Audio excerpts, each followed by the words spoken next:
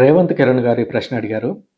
Hey Srujan, so my question is at the end the lord defeats the Satan and ends him right according to the scripture from the book of Revelation. So there won't be a leader to the hell. So what happens to the souls in purgatory?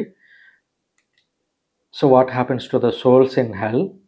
Will they get second chance or they will be destroyed too? And my other question is the rapture a myth created by Protestants or is it true all these dreams they say about? Thank you. మంచి ప్రశ్నలు అడిగారు brother. ఒక్కొక్క అంశాన్ని ధ్యానిస్తూ వెళదాము. దర్శన గ్రంథం లేదా ప్రకటన గ్రంథం ప్రకారం దేవుడు సైతానును ఓడిస్తారు కదా, అప్పుడు నరకంలో నాయకుడు ఎవడు ఉండడు కదా, అప్పుడు అక్కడ ఉన్నటువంటి ఆత్మలకు ఏమవుతుంది అని అడిగారు. సైతాను మీద దేవుడు సంపూర్ణంగా శిక్ష విధించడం గురించి మనకు దర్శన గ్రంథం లోతుగా వివరిస్తుంది. అయితే ఓ విషయంలో మనమందరం పొరపాటు పడుతూ ఉంటాం. నరకాన్ని ఒక ప్రదేశంగా భావిస్తూ ఆ ప్రదేశానికి నాయకుడు సైతాను అని మనం భావిస్తుంటాం. అది నిజం కాదు. నరకం అనేది ఒక స్థితి. అది దేవుని సన్నిధి లేనటువంటి పరిస్థితి. దేవుని సన్నిధి లేని కారణంగా అక్కడ ప్రశాంతత అనేది ఉండదు. దాన్ని బైబిల్లో మంటలతోనూ అగ్ని ఆరదు, పురుగు చావదు అనేటువంటి స్థితితో బైబిల్ వర్ణించింది. దేవుని ప్రజెన్స్ లేకపోతే పరిస్థితి అలాగే ఉంటుంది అని ఆ వాక్యాలు మనకు తెలియజేస్తున్నాయి. దేవుడు దేవదూతలను మనుషులని ఇద్దరిని సృష్టించాడు. దేవదూతలు దేవుని ఆజ్ఞలను దాటి ఆయన ప్రేమను కాదు అని అనుకున్నారు. దేవుడు సృజించిన మనుషులను పడవేయడం ద్వారా దేవుడు మనుషుల మీద పెట్టుకున్నటువంటి నమ్మకాన్ని, ప్రేమను వమ్ము చేయొచ్చు అని వాళ్ళు భావించారు. ఈ కారణాల రీత్యా వాళ్ళు దేవునికే దూరం అయ్యారు. దేవుని గురించి, ఆయన మహోన్నత్వం గురించి తెలిసాక కూడా ఉద్దేశపూర్వకంగా ఆయన్ను తిరస్కరిస్తే ఆయన సన్నిధికి దూరం అవుతారు. సైతాను అతని యొక్క దూతలు కూడా ఇలాగే దేవునికి దూరం అయ్యారు. ఆ దూరమైనటువంటి స్థితినే నరకం అని పిలిచారు. ఈ స్థితిలో ఉండటం బాధాకరం. మనుషులు కూడా దేవదూతల్లాగే దేవుణ్ణి తిరస్కరిస్తే, ఆయన గురించి పూర్తిగా తెలిసాక కూడా ఉద్దేశపూర్వకంగా దేవుడు మాకు వద్దు అని భావిస్తే, సైతాను కోసం ఏర్పాటైనటువంటి ఆ ప్రేమ లేనటువంటి స్థితిలోకి, అంటే నరకంలోకి మనం కూడా వెళతాము.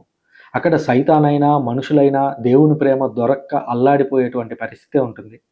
కనుక అక్కడ నాయకులు, బానిసలు అంటూ ఉండకపోవచ్చు. అయితే మనతో పోలిస్తే దేవదూతలు బలమైన వారు, ఆ స్థితిని తట్టుకోగలరేమో. ఆ మాత్రం జ్ఞానం లేకుండా సైతాను కూడా దేవుణ్ణి వ్యతిరేకించి ఉండేవాడు కాదేమో. కానీ దేవుడు ఎవరికి తగినటువంటి రీతిగా వారికి శిక్ష ఇస్తాడు. ఆయా ఆత్మల పరిస్థితి ఏంటి అని కూడా మీరు అడిగారు. అలాగే అక్కడ నరకంలో ఉన్నటువంటి ఆత్మలకు సెకండ్ ఛాన్స్ ఉంటుందా అని కూడా అడిగారు. హెబ్రీయులకు రాసినటువంటి లేఖలో రచయిత మాట్లాడుతూ, మనిషి ఒక్కసారే మరణించాలి, అనంతరం తుది తీర్పు ఉంటుంది అని స్పష్టం చేశాడు. తుది తీర్పు అంటే అది ఆఖరిది. కనుక నరకానికి వెళ్ళినటువంటి వారికి రెండవ ఛాన్స్ అనేది అవకాశమే లేదు. పైగా నరకం అనేటువంటి స్థితి శాశ్వతమైనది అని బైబిల్ చెబుతూ ఉంది, చర్చ కూడా చెబుతూ ఉంది.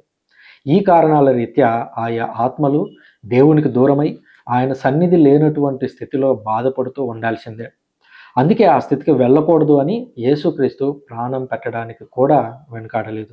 అంతకంటే గొప్ప సాక్ష్యాన్ని ఇంకెవరివ్వగలరు? మరొక ప్రశ్న అడిగారు, రాప్చర్ గురించి అడిగారు. ఇది ప్రొటెస్టెంట్ సర్కిల్స్లో ఎక్కువగా వినిపించేటువంటి పదం. ఈ సిద్ధాంతం ప్రకారం రెండవ రాకడలో 7 ఏళ్ల శ్రమల కాలం ఉంటుంది. ఆ సమయంలో మంచి వాళ్ళని దేవుడు మధ్యాకాశానికి తీసుకుని వెళ్ళి అక్కడ విందులు వినోదాల్లో మునుగుతూ ఉండగా, భూలోకంలో ఉన్నటువంటి వాళ్ళు, చెడ్డవాళ్ళు ఎవరైతే ఉంటారో వాళ్ళు అంత్యక్రీస్తు పాలనలో ఇబ్బందులు పడుతూ ఉంటారు అనేటువంటి ఈ విషయాలను చెప్పేటువంటి ఈ థియరీ 19వ శతాబ్దంలో జాన్ నెల్సన్ డర్బీ అనేటువంటి ఒక వ్యక్తి ప్రతిపాదించారు. ఈ థియరీ గురించి 19వ శతాబ్దానికి ముందు ఉన్నటువంటి క్రైస్తవులు ఒక్కరికి కూడా తెలియదు. అంతెందుకు, కనీసం మార్టిన్ లూథర్కి కూడా ఈ థియరీ గురించి తెలియదు. ఆయన కూడా దీన్ని ప్రతిపాదించలేదు. ఒకవేళ ఆయనే కానీ ఈరోజు ఉండింటే ఈ రాప్చర్ థియరీని ఈ ప్రొటెస్టెంట్లందరికీ మూలనాయకుడైనటువంటి మార్టిన్ లూథర్ కూడా ఖండించి ఉండేటువంటి వాడు.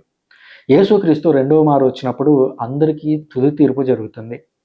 దాన్నే 1900 సంవత్సరాల పాటు క్రైస్తవులందరూ విశ్వసించారు.